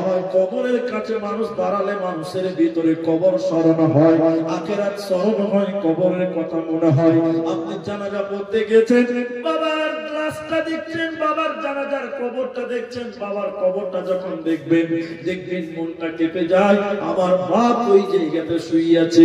এজন্য রাসূল বারবার তাগিদ দিয়েছে, কেউ জানাজাতে গেলে এক উহুদ পাহাড়, কেউ দাফন কাফন কমপ্লিট হলে 2 উহুদ পাহাড়, এতটা নেকি তার আমলনামায় দেওয়া হবে। এজন্য রাসূল বলেছেন, তোমরা জানাজাতে যাও, মারা গেলে জানাজাতে অংশগ্রহণ করো। রাসূলুল্লাহ কবরকে ভয় পেয়ে কি দোয়া পড়তেন জানাজার ব্যাপারে? রাসূল কবরকে ভয় পেয়ে কি দোয়া পড়তেন নামাজে? কবরের ব্যাপারে আল্লাহর নবী নামাজে বলতেন, আল্লাহুম্মা ইন্নী আউযু বিকা মিন আযাবিল কবরি ওয়া আউযু বিকা মিন ফিতনাতিল মাসিহিদ দাজ্জাল ওয়া আউযু বিকা মিন ফিতনাতিল মাহইয়া ওয়া ফিতনাতিল মামাত আল্লাহুম্মা ইন্নী আউযু বিকা মিনাল মাসামি ওয়া মিনাল মাগরার। আল্লাহর নবী আম্মাজান স্ত্রী আম্মাজান আয়েশা তিনি বলছিলেন যে রাসূলুল্লাহ নামাজ পড়তেন আর প্রত্যেক নামাজে কবরের দোয়া করতেন, কবরে বাঁচার জন্য দোয়া করতেন, কবরের আযাব থেকে বাঁচার জন্য দোয়া করতেন। কি দোয়া? শেষের রাকাতের শেষ বৈঠকে তাসাহুদের বৈঠকে লাস্টে বলতেন, আল্লাহুম্মা ইন্নী আউযু বিকা মিন আযাবিল কবর। আল্লাহ গো, তুমি আমাকে কবরের আযাব থেকে মুক্তি দাও, কারণ পৃথিবীর কারো ক্ষমতা হবে না যে সে কবরের আযাব সহ্য করবে। অতএব নবীজি নিজে কবরের আযাব থেকে মুক্তি চাইতো। অতএব কবরে কঠিন আযাব দেওয়া হবে, যারা বেঈমান শুধু কবরে না মৃত্যুকাল থেকে তাদেরকে শাস্তি দেওয়া হবে। সূরা আনআমের 93 নম্বর আয়াতের একটা অংশ আল্লাহ বলছে, ও নবী মুহাম্মদ, অত্যাচারীরা যখন মৃত্যু শয্যায় সজ্জিত হয়ে যায়, মৃত্যু সঙ্গী কাছাকাছি পৌঁছে যায়, ফেরেশতারা তার কাছে এসে হাত বাড়িয়ে দিয়ে বলতে থাকে, হে বেঈমান, তোর আত্মাটা বের করে দে, ওরে নাফরমান, তোর আত্মাটা বের করে দে, আজকে তোদের প্রতিফলন দেওয়া হবে, লাঞ্ছনাদায়ক শাস্তি তোদেরকে দেওয়া হবে। অতএব যারা বেঈমান হবে, মৃত্যুকাল থেকে তাদের শাস্তি আরম্ভ হবে, কবরের শাস্তি হবে, কিয়ামতের ময়দানে বেজ্জত হবে, জাহান্নামে চলে যাবে, কোনো উপায় রবে না। এজন্য হযরত ওমর রাদিয়াল্লাহু তাআলা বলছেন, নবীজি বলেছেন যে প্রতিটি মাইয়াতের কবরে জান্নাত এবং জাহান্নাম পেশ করা হয়। কবরে জান্নাত জাহান্নাম দেখানো হবে। যদি আপনি ভালো হন, প্রতিদিন সকাল সন্ধ্যা আপনার সামনে জান্নাত পেশ করবেন আর বলবেন, ঘুমিয়ে যাও, এই জান্নাত ওই জান্নাত তোমার জন্য জায়গা করা হয়েছে, তোমার জন্য স্থান করা হয়েছে। প্রত্যেক জান্নাতি বান্দা কবরেই জান্নাত দেখতে পাবে। সুবহানাল্লাহ। কিন্তু লোক যদি খারাপ হয়, ছটফট বদমাশ হয়, এই মাইয়াতকে প্রতিদিন কবরে জাহান্নাম দেখানো হবে সকাল সন্ধ্যা। জাহান্নাম দেখিয়ে দেখিয়ে ওকে ভয় খেলানো হবে, দাও দাও করে জ্বলছে, এই জায়গাটা তোমার জন্য নাফরমান, এই জায়গাটা তোমার জন্য। অতএব মরার আগে কবরের জন্য প্রস্তুতি নাও, না হলে প্রস্তুতি না নিয়ে যদি কবরে চলে যান, কবর আপনার জন্য আরো জটিল হয়ে যাবে। কবর দৈনিক 3টা কথা বলে। কোন দার্শনিক বলেছেন, কোন গবেষণায় বলেছেন কবর দৈনিক 5টা কথা বলে। কোন গবেষণা করে বলেছেন কবর দিনে 3টা কথা বলে। এটা হাদিস নয়, এটা তাদের গবেষণা মাত্র। কবর 3টা কথা বলে, কখনো 5টা। কবর বলে, আমি অন্ধকার ঘর, হে পৃথিবীর লোক তুমি আলো নিয়ে এসো। প্রতিদিন আপনার কবর আপনাকে ডাকছে, হে বান্দা আমি অন্ধকার ঘর, তুমি আলো নিয়ে এসো। কবর অন্ধকার না বাপ? অন্ধকার। প্রতিদিন কবর বলে, আমি সাপ বিচ্ছুর ঘর, তোমরা অস্ত্র নিয়ে এসো বাঁচার জন্য। কবর প্রতিদিন বলে, মাটির ঘর, বিছানা নিয়ে এসো। প্রতিদিন আপনাকে নিয়তে রাখতে থাকে। আপনার কবর আপনাকে ডাকছে যে বান্দা আমি অন্ধকার ঘর, আমি সাপ বিচ্ছুর ঘর, সেখানে সাপ বিচ্ছু বড় বড় সাপ থাকবে, এই ঘর আমি, অস্ত্র নিয়ে এসো। মাটির ঘর বিছানা নিয়ে এসো। কি বিছানা, কোনটা বিছানা, কোনটা আলো, কোনটা অস্ত্র, এই তিনটা কথা যদি বলে দিই তাহলে অনেকে মনে করবে যে মুরিসের চালাকি করছে। শোনেন আপনাকে আমি যে কথাটা বলছি, কবর বলে অন্ধকার ঘর, আলো নিয়ে এসো। কিসে কবরে আলো জ্বলবে? কবরে তুমি নামাজ, দুনিয়াতে তুমি নামাজ পড়ে এসো, নামাজ কবরে তোমার আলো হয়ে যাবে। যে নামাজ পড়ে না তার কবরটা অন্ধকার।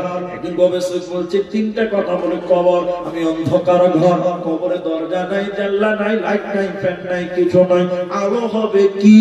দুনিয়াতে নামাজ পড়ো, তোমার চেহারাটি নূর জলজল করবে, কবর জোনাক হয়ে যাবে, আলোয় আলোকিত হয়ে যাবে। কবর দ্বিতীয় নম্বরে মাটির ঘর, বিছানা নিয়ে এসো, মাটিতে শুতে হয়। বিছানা কি হবে? যাকাতটা বিছানাটা তুমি কি করো? কবরটা বিছানাহীন ঘর, যেখানে কোনো বিছানা নাই, বলে তুমি দুনিয়াতে দান করো। বিছানাতে কি হবে? দান তোমার বিছানা হবে, সাদকা তোমার বিছানা হবে। কবর তিন নাম্বার বলে সব বিচ্ছুর ঘর, তুমি সেখান থেকে বাঁচার জন্য অস্ত্র নিয়ে এসো। অস্ত্রটা হলো যাকাত। যে ব্যক্তি যাকাত দেয় না তার গলাতে সাপ ঝুলিয়ে দেওয়া হবে, আর সাপ তার কবরে, তার কপালে, তার পাঁজরে স্টেপ মারবে। ওদের যদি সাপের কামড় ও বিচ্ছুর কামড় থেকে বাঁচতে হয়, দুনিয়াতে যাকাত দিতে হবে যে যেটুকু দেওয়ার মতো। যাকাত খাবে কে? যারা যেখানে এতিম মিসকিন তারা খাবে। যদি আপনার মাদ্রাসায় এতিম থাকে, গরিব থাকে, মিসকিন থাকে, মাদ্রাসাতে যাকাত দিতে কোনো অসুবিধা হবে না।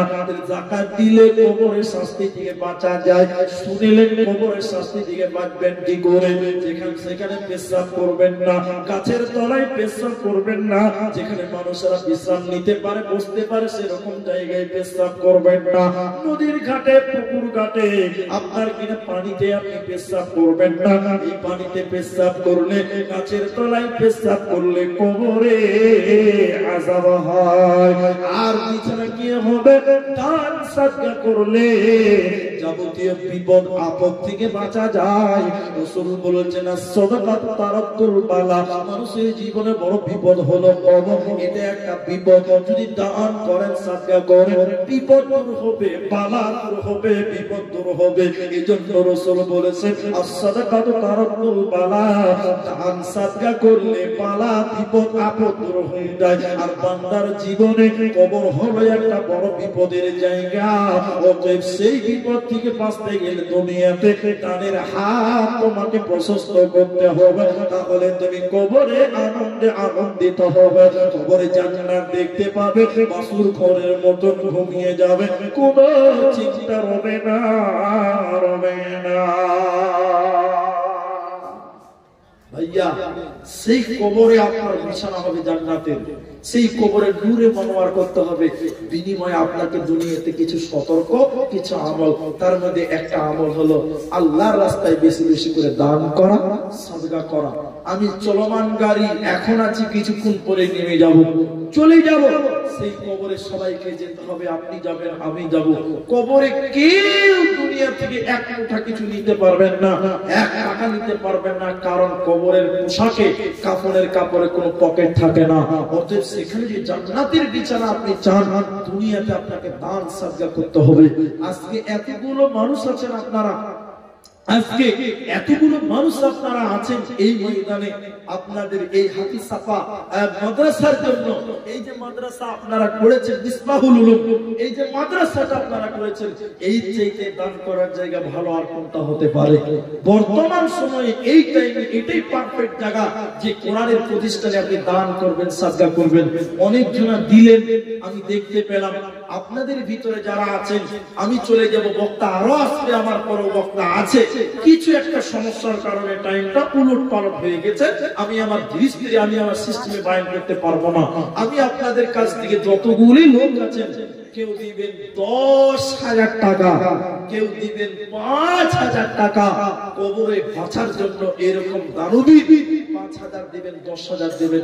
দুই একটা লোক আমার সামনে আসুন, আমি একটু মুসাফা করে আপনাদের জন্য দোয়া দিয়ে আজকের মতো বিদায় হয়ে গেল। দেন আমাকে বাপ মায়ের জন্য কোন এক বোন দিয়েছেন 500 টাকা। জাযাকুমুল্লাহ, হাইয়াকাল্লাহ, বারাকাল্লাহ। আপনারা চলে যাবেন না। আমার মা, আমার বোনেরা 10:30 বাজতে চললো। আমি আপনাদের কাছ থেকে চাইছি কমসে কম 5,000 টাকা এই ময়দান থেকে দেওয়ালা। হাজী ফজলুর রহমান 500 টাকা, হাজী ফজলুর রহমান 500 টাকা, আলী হোসেন হাজী সাহেব তিনি দিয়েছেন 500 টাকা, মঞ্জুর আলম দিয়েছেন 3000 টাকা, মারিয়াম দিয়েছে 1000 টাকা। এটা কোরআন মাজিদ, জি সুশাসন না, জি মারহুম সুলতান মণ্ডলের স্ত্রী। আচ্ছা, সুলতান মণ্ডলের স্ত্রী তিনি মারা গেছেন, মরহুম সাহেব। তার স্ত্রী দিয়েছেন একটা, এটা কি বলে, পান। এটা হলো সোনার পান এবং সঙ্গে 1000 টাকা। দোয়া চেয়েছেন, আমি দোয়া করে স্টেজ থেকে বিদায় হব। আমি দোয়া করি আল্লাহ যারা মারা গেছে তুমি ক্ষমা করবো, আমিন। আলিকুলের স্ত্রী দুখানা কোরআন, একটা কেথা, একটা 100 টাকা। মাশাআল্লাহ, জাযাকাল্লাহ। মায়েদের ভিতর কৃতিকে দেখেন, বেনামিতে একটা নাক মাছি দিয়েছেন সোনা। আল্লাহ যেন এই মায়ের দানকে কবুল করে সকলে। আমার ভাইজানের আব্বা তো তিনি দিয়েছেন 1000 টাকা, 50 কিলো ভুট্টা। জাযাকাল্লাহ, হাইয়াকাল্লাহ, বারাকাল্লাহ। আল্লাহুম্মা আমিন। আল্লাহু ওয়াসাল্লাম। ভাই এখানে বাড়ি গোবিন্দপুর, মোহাম্মদ ইসমাইল মায়ের জন্য 200 টাকা। আপনার আব্বা 50 কিলো ভুট্টা। জি, জাযাকাল্লাহ, হাইয়াকাল্লাহ, বারাকাল্লাহ। আল্লাহুম্মা আমিন। আল্লাহ গো, মায়ের জন্য যে দেখো দিল 200 টাকা দান, কবুল করে না তুমি দয়াবান। আরো দোয়া করব কত জন্যতে তাহার গুনাহ খাতা মাফ করো তুমি পরওয়ার। আমিন, আমিন, আমিন। আমি আপনারা হাই চলে যাবেন না, মনে করছেন যে প্রধান বক্তা উঠে গেছে, শেষ না, জালসা শেষ না। আমার পরে জি ওবায়দুল্লাহ ফালাহি হাফেজাহুল্লাহ তিনি আপনাদের কাছে আসবেন। ভাবেন না যে তিনি ফাঁকি দিয়েছেন বলে তার না। মানুষের জরুরত হতে পারে কি, হয়তো টাইম মতো আসতে পারেনি, বিশেষ কোনো কারণ থাকতেই পারে, এটা মানুষের বাস্তবতা। তিনি আমার পরে আসবেন, ধৈর্য হারা হবেন না। ভাইয়া আপনাদের ভিতর থেকে কেউ নয় 5000 দিবেন, 2000 দিবেন, 1000 টাকা দিবেন, এরকম আপনাদের কাছে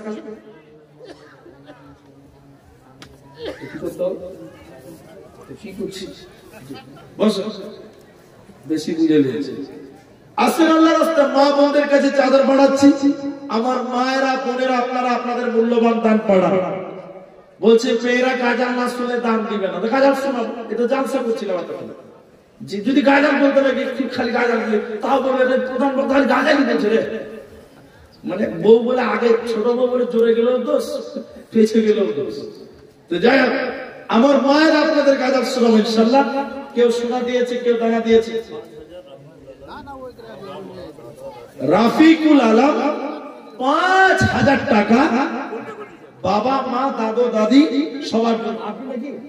আপনি কি কাজ করেন? মা মেয়ে তো মেয়ের জন্য হাই স্কুলের মাস্টার না, খুব কম না, না হাই স্কুলের মাস্টার। এই জোরটা রাখেন, এই মাদ্রাসার ক্যাশিয়ার এবং হাই স্কুলের টিচার। আপনি মাস্টার মানুষ, আপনাকে বেচুরি করবো না। মাস্টার আমাদের মাথায় থাকে, ওনারা শিক্ষক, শিক্ষককে মূল্যায়ন করতে হবে। শুনেন, খুব কম হয়েছে 5000 টাকা, খুব কম। 10 করে দেন ভাই। দেখেন আপনাদের মাদ্রাসা মনটা বড় করে। আমি রিকোয়েস্ট করতাম না, আপনাকে সম্মান দিয়েছে, সরকারি চাকরি পেয়েছে, চাকরির জন্য কত হড়াহড়ি করছে মাদ্রাসা। জি, মেশনও আছে। এরাও বলছে, আমি বলছি কমসে কম 10,000 টাকা করা উচিত। এটা আমার মন বলছে, আমার দাবি মাত্র। জাযাকাল্লাহ ভাই, আপনাদের চাদর গুলো গিয়েছে, চাদরে আপনাদের মূল্যবান দাম। একদিন দিয়েছে, কে দিয়েছে? মেয়ের জন্য মা দিয়েছেন মাশাআল্লাহ 1100 টাকা। মেয়ের জন্য তে দেখো মা দিল দান, দান আল্লাহ কবুল করো তুমি দয়াবান। বর্তমান নাই মেয়ে দুনিয়া মাঝার, উদ্ধার করিয়া নিও কবর মাঝার। আমি আব্দুর রহমান আল্লাহ দোয়া দিব কত, এ দানিকে দিও বদলা তোমার মনের মতো। আমিন, আমিন, আমিন। শোনো বাংলার মুসলমান। মাসুদ আলম এই গ্রামের বাড়ি? আল্লাহু আকবার। মাসুদ আলম এই গ্রামের বাড়ি কোথায়? আপনারা কমিটির লোক, আপনারা জি পাঁচ কথা আর পাঁচ করে আল্লাহ রাস্তায় বলেন আলহামদুলিল্লাহ, পাঁচ করে দেন, পারবেন না? আল্লাহু আকবার। আপনাদের মাদ্রাসা ভাই, আপনারা যদি মনটা বড় না করেন কে দিবে? পাঁচ করে আল্লাহ রাস্তায় করেন। আপনারা কি বলছেন? পাঁচ করে দরকার আছে না? জি নারে তাকবীর। পাঁচ করে দেন ভাই আল্লাহ রাস্তায়। একবার না পারেন দুবারে দিবেন। আরে ওয়াটার মালিক করে দেন পাঁচ। জি আলাউদ্দিন কাজী মারা গেছে 500 টাকা দিয়েছে। আপনার আব্বা মারা গেছে 500 টাকা। ওই পাঁচ করা যাবে না? কত দিলেন? 2 দিলেন আর 3 দিন করে আপনি ভাটটা চালাচ্ছেন। আল্লাহু আকবার। ভালো চলছে। এদিকে লোক আপনাদেরকে অনুরোধ করছি যে আপনাদের মাদ্রাসা করার মনটা বড় করে কমসে কম 5,000 টাকা। আপনারা যদি 2000 টাকা দেন, যারা খেটে খায় তারা কত দিবেন? তারা তো 200 টাকা দিয়ে পেলাম। দেখেন চেষ্টা করে আল্লাহ রাস্তায়। তিনি বলছেন যে আমি 3000 টাকা করলাম। যাই হোক আমি 5 আবদার করলাম ভাইয়ের কাছে। আমি আবদার করছি কমসে কম আপনারা যারা কমিটি আছেন, যাওয়ার মতন আছে, ইনসাফ বিচার করে আপনারা বলুন। মাশাআল্লাহ, জাযাকাল্লাহ, হায়াকাল্লাহ, বারাকাল্লাহ। 2000 টাকা নগদে দান আল্লাহ কবুল করো তুমি দয়াবান। দোয়া দিব কত এদানিকে দিও বলা তোমার মনের মতো। আমিন আমিন আমিন। জাগো জাগো বাংলার মুসলমান, ময়দানেতে প্রমাণ হবে, ময়দানেতে প্রমাণ হবে তোমার আসেনি ঈমান। জাগো জাগো বাংলার মুসলমান, জাগো জাগো বাংলার মুসলমান। ও নবী আমরা হলাম তোমার সেনা, ভয় করি না বুলেট বোমা। ও নবী আমরা হলাম তোমার সেনা, ভয় করি না বুলেট বোমা। মরণ হলেও মরব মোরা, সারব না ঈমান। জাগো জাগো বাংলার মুসলমান, জাগো জাগো বাংলার মুসলমান। জি জাযাকাল্লাহ, হায়াকাল্লাহ। আসিফ ভাই আপনারা চাদর গেছে মাগন, আপনারা দেন 500, 1000, 2000, 1000 যার যেমন সম্ভব আল্লাহর রাস্তায় দেন। কবরে বাঁচার জন্য, কবরে একটু শান্তিতে থাকার জন্য আল্লাহর রাস্তায় মাদ্রাসাতে আপনারা দেন। আপনারা 1000 টাকা দিবেন, 500 টাকা দিবেন, সামর্থ্য অনুপাতে আপনারা আপনাদের মূল্যবান দান আপনারা করবেন। কিনা ভাই সামিম এই যুবক ছেলে 100 টাকা না? আচ্ছা শুনো 500 করো। আল্লাহু আকবার। যুবক ছেলে একদিনের হাজিরা দাও মাদ্রাসার জন্য। আল্লাহু আকবার। দান করতে শিখো। এটা যুবক ছেলে আল্লাহ দিলে 100 টাকা দান কবুল করো। ভাগ সুবহান। দোয়া দিব কত এদানিকে দিয়ে বলো তোমার মত। আমিন আমিন আমিন। কোন দেশের মেয়ে তুমি, কেমন তোমার বাপ, ফেসবুকেতে ছবি শেয়ার করছো কেন পা? কোন গ্রামের মেয়ে তুমি, কেমন তোমার বাপ, ফেসবুকেতে ছবি শেয়ার করছো কেন পা? বোরখা একটা পরছো তুমি, মুখটা রাখছো খোলা, দরজাটা বন্ধ করে জানালাটা খোলা। বোরখা একটা পরছো তুমি, মুখটা রাখছো খোলা, দরজাটা বন্ধ করে জানালাটা খোলা। এমন বোরখা পরে বলা হইবে কি বালা, ফেসবুকেতে ছবি শেয়ার করছো কেন পা? কোন গ্রামের মেয়ে তুমি, কেমন তোমার বাপ, ফেসবুকেতে ছবি শেয়ার করছো কেন পা? কি নাম এটা?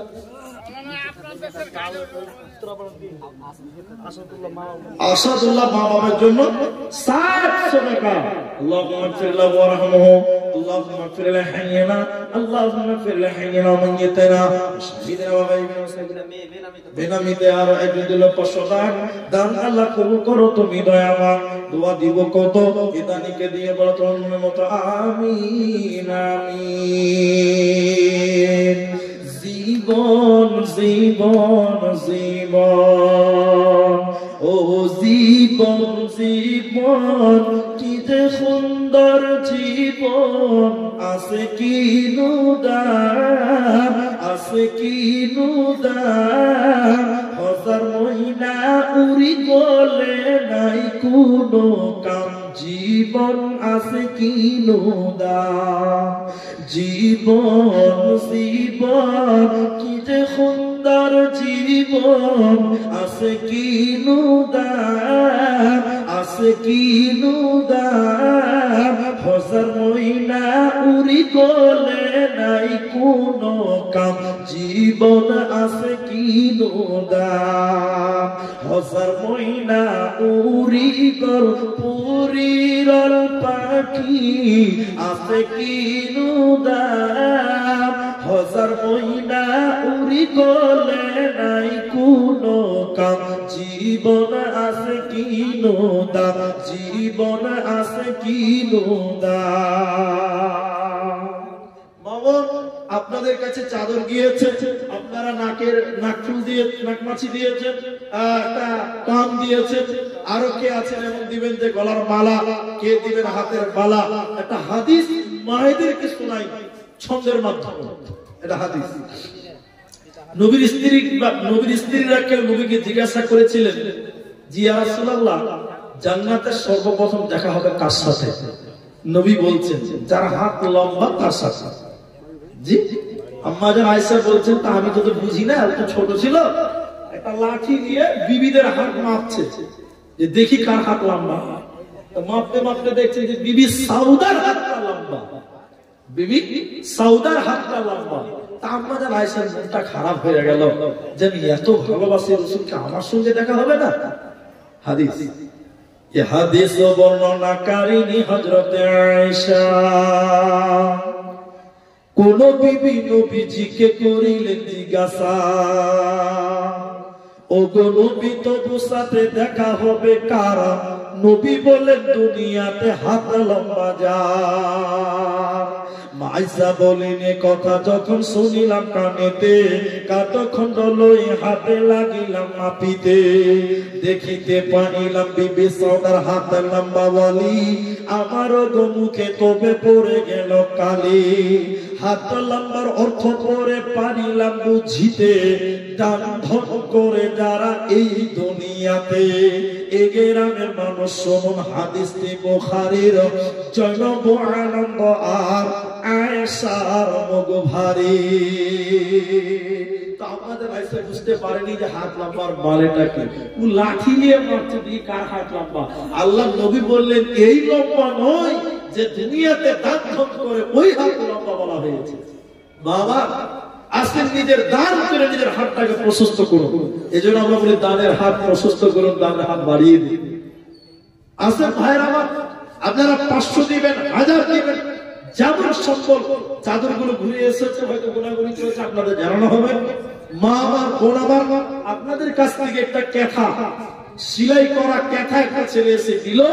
আল্লাহ যেন যে মা যে বোন ক্যাথা সিলাই করেছেন, আল্লাহ যেন তাকে উত্তম বিনিময় দান করে। সকলে বলো আল্লাহুম্মা আমিন। আপনাদের দিকে ক্যাথা দান করে, আমাদের দেশে নাই। আবার কালকে দেখলাম বালুরঘাটে, দেখলাম কুল দান করছে। কুল বুঝেন তো? বোর্ড দান করছে। আর আমরা আহলে হাদিসরা জালসাতে বলছি বিড়ি হারাম, জর্দা হারাম। আমরা বলি কি বলি না? আমরা হারাম বলে দিয়েছি। কুচবিহার শীতলকুচিতে জালসা গেছি, ওরা তামাকের পাতা জালসাতে দান করছে।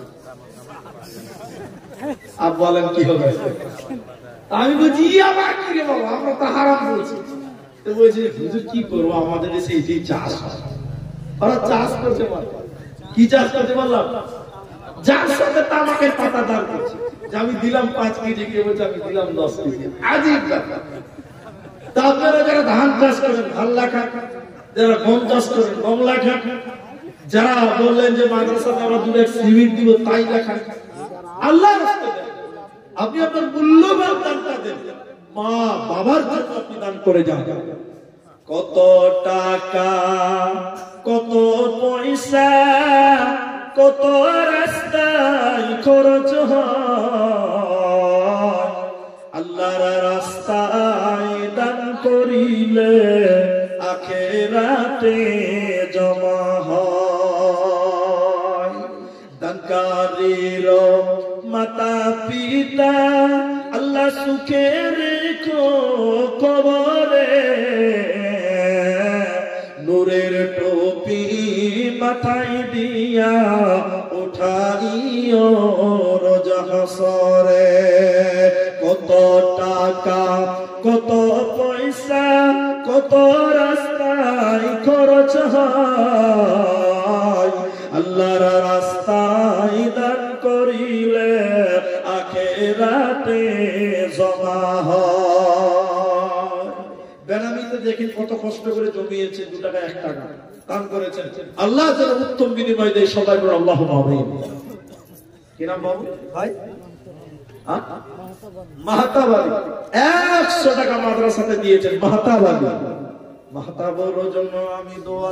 নিয়মত আলী মাসুদ নিয়ামত আলী 1000 টাকা আর 1000 টাকা দিয়ে লিখে দেন তো ভাই, একটু লেখা দেন। মাহতাব মাসুদ নিয়মত আর মাসুদ, আচ্ছা নিয়ামত আর মাসুদ দুজন মিলে দিলেন 2000 টাকা, 1000 নগদ, 1000 টাকা বাকি। একটু লিখে দেন, নামটা লিখে দেন। জাযাকাল্লাহ হাইয়াকাল্লাহ। দুইজন মিলে দিল 2000 দান, দান অনুপাতে আল্লাহ কি যেন পা। জাযাকাল্লাহ হাইয়াকাল্লাহ বারাকাল্লাহ আমিন আমিন। এই দেখেন মায়েদের কাছ থেকে দেখেন আবার কথা, তারপরে আপনার কথা নেন, এরপরে দেখেন এটা কি বলে, পিচ্ছা নাকি বলে, এটা কি বলে, তাগা তাগা তাগা দিয়ে পাঠিয়েছে। এই যে দেখেন হাতের পলা, দেখেন 2টা হাতের 1 জোড়া পলা দিয়ে দিয়েছে। নারে তাকবীর, মাশাআল্লাহ জাযাকাল্লাহ। কথা দিল হাতের পলা, আর এই দেখেন হাতে তাগা। আল্লাহু আকবার। اللهم صل عليهم اللهم بارك عليهم جزاك الله حياك الله بارك الله آمين آمين آمين। কত জানাজার পড়েছি নামাজ, দিয়েছি কত দাফন, কোথায় যেন আছে আমার তৈরি সাদা কাফন, জানাজার পড়েছি নামাজ, দিয়েছি কত দাফন, কত জানাজার পড়েছি নামাজ, দিয়েছি কত দাফন। এই যে দেখেন পান নাকের আর হাতের বিছা পেলাম, কিন্তু এখন অব্দি একটা গলার মালা আমার কোন মা বোন দিয়ে পাঠাননি। আসুন কোন মা বোন দিয়ে পাঠান একটা গলার মালা। কিনা মারা গেছে, তুমি কি কাজ করো? তাই ঠিক আছে, তো 500 টাকা কেন? আল্লাহ, শোনো দিকে শোনো, মুসলমান করো। ঠিকাদার মানুষ 500 টাকা দিন দিবে, খুব কম। ঠিকাদার মানুষ 2000 1500 টাকা